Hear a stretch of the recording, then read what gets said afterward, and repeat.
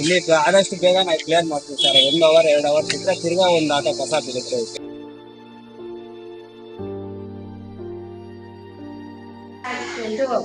ಚಾಪೆಲ್ಲ ತಗೊಂಡು ಬಿಸಾಕ್ತಾರೆ.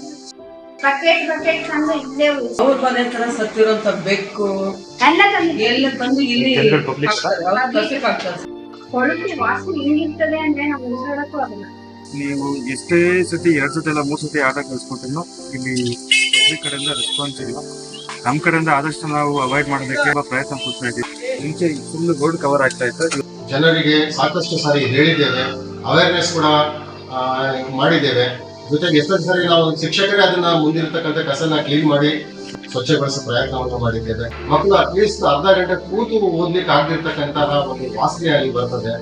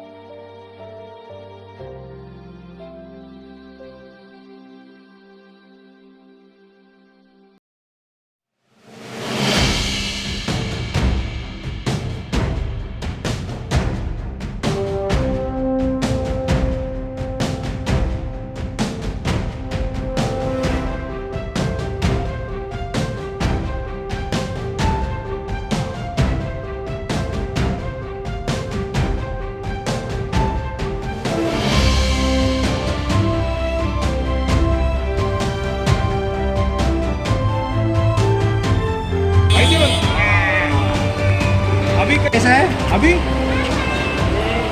कल कैसा रहेगा?